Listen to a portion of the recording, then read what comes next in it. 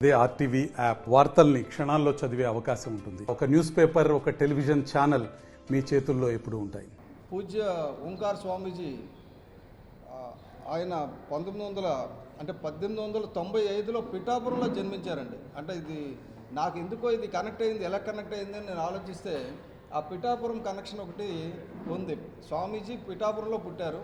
పిఠాపురం నుంచి పుట్టి ఆయనకి ఒక శాంతి గురించి అన్వేషణ చేస్తూ దేశం అంతా తిరిగి తీర్థయాత్రలన్నీ చేసి బద్రీనాథ్, కేదార్నాథ్ అలాంటి ఆశ్రమాలకన్నీ వెళ్ళి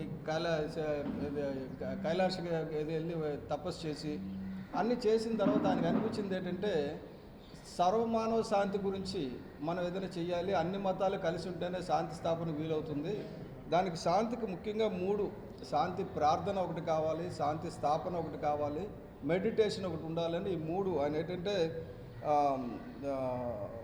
piece prayer and peace mission and silence ఈ 3 ఆయన సూత్రాల కింద పెట్టుకొని పేద విద్యార్థులకి, వికలాంగులకి చదువు చెప్తూ ఎన్నో వందల మంది విద్యార్థులు ఇప్పుడు పెద్ద పెద్ద ఉద్యోగాలు చేస్తున్న వాళ్ళందరూ కూడా శాంతి ఆశ్రమం, ఇక్కడ విశాఖపట్నం శాంతి ఆశ్రమం నుంచి అలాగే తోటపల్లి నుంచి వెళ్ళి చదువుకున్నారు.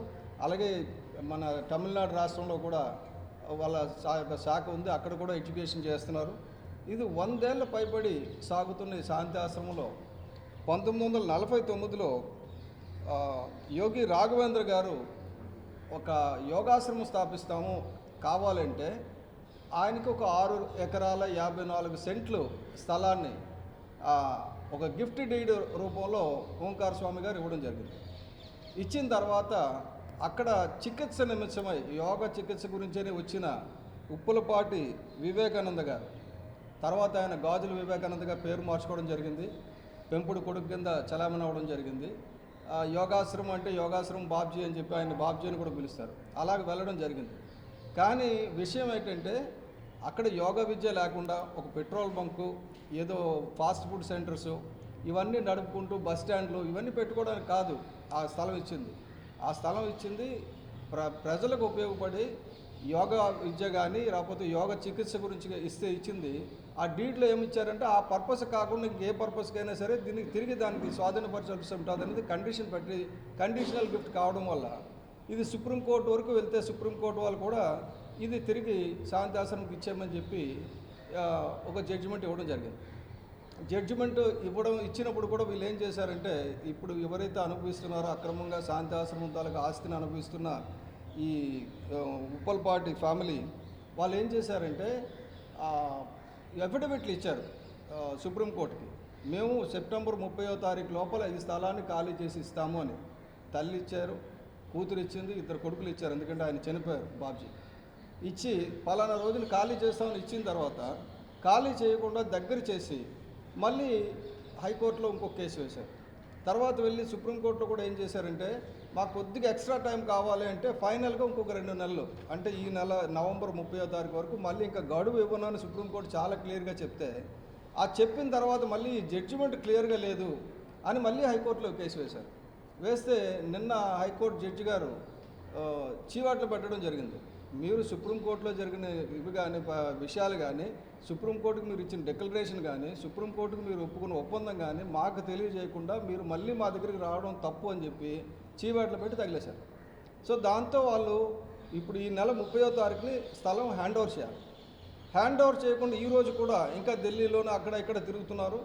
మేము మీడియా ద్వారా వారికి తెలియజేయడం కానీ ఇక్కడ గవర్నమెంట్కి తెలియజేయడం కానీ ఏంటంటే డెఫినెట్గా 30వ తారీఖు నవంబర్ కల్లా ఈ ఆస్తిని పూర్తిగా అప్పచెప్పాల్సిన బాధ్యత ఈ ప్రభుత్వ అధికారులపై ఉంటుంది. ఎందుకంటే అది సుప్రీంకోర్టు ఆర్డర్, దాన్ని అమలు చేయాలి. అమలు చేయని పక్షంలో 1వ తారీఖుని డెఫినెట్గా మేము కంటెంప్ట్ ఆఫ్ కోర్ట్ వేసి ఎవరైతే అనుభవిస్తున్నారో వాళ్ళందరినీ కూడా నిర్దాక్షిణ్యంగా జైల్లో పెట్టాల్సిన పరిస్థితి వస్తుంది. అంతవరకు తెచ్చుకోకుండా నేను రిక్వెస్ట్ చేస్తున్నది ఈ ఉప్పలపాటి ఫ్యామిలీ వారిని మెంబర్స్ని తక్షణమే అది ఖాళీ చేసి నెక్స్ట్ 2 రోజుల లోపల అది శాంతి ఆశ్రమంకి హ్యాండ్ ఓవర్ చేయాలని. శాంతి ఆశ్రమం పెద్దలు బేసిక్ ఏంటంటే వీళ్ళంతా చాలా పెద్ద మనుషులు, సమాజంలో పెద్ద మనుషులు, చాలా కష్టపడి పనిచేసి ఏదో ఆశ్రమానికి సాయం చేద్దాం అనుకున్న వాళ్ళు వీళ్ళ తాలూకా టైం అంతా కూడా కోర్టుల చుట్టూ తిప్పడానికి చేశారు. అది లిటిగేషన్ యాక్టివిటీ చేశారు. కాబట్టి నేను మీ అందరికీ రిక్వెస్ట్ చేస్తున్నది ఏంటంటే కలెక్టర్ గారికి, కమిషనర్ గారికి, పోలీస్ కమిషనర్ గారికి కూడా ఈ ఆస్తిని తిరిగి వాళ్ళకి స్వాధీనపరచవలసిన బాధ్యత మీకుంది. ఈరోజే మీకు లెటర్స్ అన్నీ మళ్ళీ ఇదివరకు ఇచ్చాం. 30th సెప్టెంబర్ హ్యాండ్ ఓవర్ చేయాల్సిన లెటర్స్ అన్నీ కూడా కమిషనర్కి, సిపి గారికి, మున్సిపల్ కమిషనర్ గారికి, కలెక్టర్ గారికి ఇచ్చాం. మళ్ళీ ఇంకొకసారి ఈ నవంబర్ 30th ఖాళీ చేయమని సుప్రీంకోర్టు ఇచ్చిన ఆర్డరు వాళ్ళకి ఇస్తూ, అలాగే ఎంఆర్ఓ గారిని వచ్చి ఆ మొత్తం ఏరియా అంతా చెక్ చేసి హ్యాండ్ ఓవర్ చేయమని మేము కోరడం జరుగుతుంది. ఈ మిగతా విషయాలు అలాగే ఆల్రెడీ మన మూర్తి యాదవ్ గారు మా జనసేన కార్పొరేటర్, ఆయన ఏపీ కోస్టల్ మేనేజ్మెంట్ అథారిటీకి కూడా ఈ విషయం మీద చెప్పడం జరిగింది. దాని గురించి కూడా ఎంక్వైరీ చేయమని చెప్పి వాళ్ళు member secretary AP CZMA member secretary already collector గారికి ఆదేశాలు ఇవ్వడం జరిగింది. సో ఈ స్థలాన్ని మళ్ళీ తిరిగి శాంతాశ్రమంకి అప్పచెప్పేటట్టు, ఆ తర్వాత మళ్ళీ ఇటువంటి కబ్జాలకు ఎవరు పాల్పడకుండా ఉండేటట్టుగా కఠినమైన శిక్ష వీళ్ళకి పడే పరిస్థితి వస్తుందండి. అంతవరకు వాళ్ళు తెచ్చుకున్నారు. సో మేము జనసేన పార్టీ రాష్ట్ర ప్రధాన కార్యదర్శిగా నేను కూడా చెప్పేది ఏంటంటే, పవన్ కళ్యాణ్ గారు ఈ భూ కబ్జాలకి వ్యతిరేకం. ముఖ్యంగా ఆయన పిఠాపురం నియోజకవర్గంలో ఇప్పుడు ఎమ్మెల్యేగా ఉన్నారు, డిప్యూటీ సీఎంగా ఉన్నారు. ఇది పిఠాపురం నియోజకవర్గానికి చెందిన స్వామీజీకి సంబంధించిన ఆస్తి. అలాగే అది అక్కడ శంఖవరంలో కూడా ఉంది. ఈ ఆస్తిని కాపాడాల్సిన బాధ్యత, ఇది ఎవరి ఆస్తి అయినా సరే కాపాడతాం. ముఖ్యంగా పిఠాపురం నుంచి వచ్చిన ఒక స్వామీజీ ఆస్తి కాబట్టి దాన్ని పరిరక్షించి దాన్ని ప్రజలకు ఉపయోగపడే విధంగా, వాళ్ళకి పిల్లలు లేరు, వాళ్ళకి ఏం వేరే పనేం లేదు, కేవలం సమాజం గురించి అని చెప్పి వాళ్ళు పాటుపడుతున్నారు. అటువంటి శాంతి ఆశ్రమాన్ని 100 ఏళ్ళ చరిత్ర గల శాంతి ఆశ్రమాన్ని రక్షించాల్సిన బాధ్యత ఉంది కాబట్టి ఒక పౌరుడిగా నేను ముందుకు రావడం జరిగింది. Waltair ward town survey number 51, 52, 53, 54లో ఉన్నటువంటి శాంతి ఆశ్రమం భూములు ఏవైతే ఉన్నాయో, శాంతి ఆశ్రమం పెద్దలు అలాగే జనసేన పార్టీ రాష్ట్ర పర్యావరణ ప్రధాన కార్యదర్శి బొలిశెట్టి సత్యనారాయణ గారు మొట్టమొదటి నుంచి కూడా శాంతి ఆశ్రమం భూములు కాపాడడంలో, పరిరక్షణలో మనం ముందర ఉండాలి. ఖచ్చితంగా వన్యాక్రాంతం అయిపోయినాయి, కబ్జాదారులకు అబంధాస్తాల్లో అవి చిక్కున్నాయి. రాష్ట్ర అత్యున్నత న్యాయస్థానం హైకోర్టు తీర్పుల్ని, అలాగే భారతదేశ అత్యున్నత న్యాయస్థానం సుప్రీంకోర్టు తీర్పులను కూడా వీళ్ళు లెక్క చేయకుండా కబ్జాదారుల కాలయాపన చేసి ఎంతో ఆశ్రమం కోసం పాటుపడుతున్నటువంటి ఆదిత్య గారు కానీ, రాజు గారు కానీ, శాంతి ఆశ్రమం సభ్యులందరినీ, యజమానులందరినీ కూడా కస్టోడియం ఉన్నటువంటి వీళ్ళందరినీ పెద్ద ఎత్తున భయభ్రాంతులు గురిచేసి రౌడీ మూకల్లా కూడా గతంలో ప్రవర్తించారనేటువంటి తీరుంది. వాటిలన్నింటినీ దృష్టిలో పెట్టుకొని కూటమి ప్రభుత్వం ఏర్పడంగానే ల్యాండ్ గ్రాబింగ్ చట్టాన్ని అసెంబ్లీలో ఏదైతే పూర్తిగా సవరించారో, కనీసం 10 ఏళ్ల పైగా జైలు శిక్ష అనిపించాలి, వాళ్ళని కఠినంగా శిక్షించాలి. ప్రభుత్వ భూములు కానీ, ఆశ్రమం భూములు కానీ, అలాగే దేవాలయ కానీ, లేకపోతే వక్ఫ్ బోర్డు భూములు కానీ, లేకపోతే ఏ భూములైనా కానీ ప్రజలకు సంబంధించిన భూముల్ని కాపాడడంలో కూటమి ప్రభుత్వం చిత్తశుద్ధితో వ్యవహరిస్తుందని చెప్పి ఏదైతే పదే ముఖ్యమంత్రి చంద్రబాబు నాయుడు గారు, అలాగే ఉప ముఖ్యమంత్రి పవన్ కళ్యాణ్ గారు చిత్తశుద్ధితో ఇవాళ ఆ యొక్క చట్టాన్ని సవరించారో, దాంట్లో భాగంగా శాంతి ఆశ్రమం భూముల్ని 100 కోట్ల రూపాయల శాంతి ఆశ్రమం భూముల్ని పరిరక్షించాలి. సుప్రీంకోర్టు తీర్పు, హైకోర్టు తీర్పుల్ని గౌరవించి జిల్లా కలెక్టర్ గారు, జీవీఎంసీ కమిషనర్ గారు, అలాగే ఈపీడీసీఎల్ CMD గారు ముఖ్యంగా ఏవైతే అన్యాయంగా అక్రమంగా ఇక్కడ వ్యాపారాలు ఏవైతే చేస్తున్నారో, వాటికి విద్యుత్ కనెక్షన్లు ఏవైతే ఇచ్చారో, జీవీఎంసీ వాళ్ళు ట్రేడ్ లైసెన్స్లు ఏవైతే ఇచ్చారో, వీటిలన్నింటినీ కూడా రద్దు చేసి తక్షణమే ప్రభుత్వ అధికారులందరూ కూడా, జిల్లా ఉన్నతాధికారులందరూ శాంతి ఆశ్రమం భూములు కాపాడాలి. లేని పక్షంలో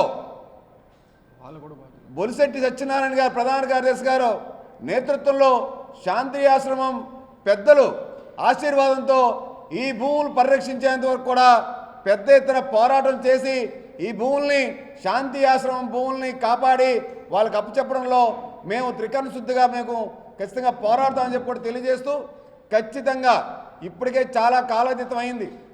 వాళ్ళు కబ్జా చేసినటువంటి భూములు ఎవరైతే కబ్జాదారులు ఉన్నారో వాళ్ళు ఇప్పటి వరకు అనిపించి కోటాను కోట్ల రూపాయలు అయితే సంపాదించారో అవన్నీ పక్కన పెట్టి ఇప్పటికైనా భూముల్ని స్వాధీనపరిచి శాంతి ఆశ్రమం పెద్దలకి ఇప్పటికైనా ఖాళీ చేసి వెళ్ళాలని చెప్పి మేము హితవు పలుకుతూ ఉన్నాం. లేని పక్షంలో పెద్ద ఆదిత్య గారు చెప్పినట్టు కంటెంప్ట్ కేసు వేయటం, కోర్టు ధిక్కరణ కింద కేసు వేయడమే కాకుండా చట్టపరమైన చర్యలు తీసుకున్న దాంట్లో భాగంగా ఖచ్చితంగా కూటమి ప్రభుత్వం ముందుగా శాంతి ఆశ్రమములను కాపాడడంలో ప్రభుత్వం కీలక పాత్ర పోషిస్తుందని చెప్పి కూడా మేము తెలియజేస్తూ ఉన్నాం. మరిన్ని వీడియోస్ కోసం ఛానల్ ని సబ్స్క్రైబ్ చేయండి, లేటెస్ట్ అప్డేట్స్ కోసం వాట్సాప్ ఛానల్ ని ఫాలో చేయండి అండ్ లింక్ డిస్క్రిప్షన్ లో ఉంది.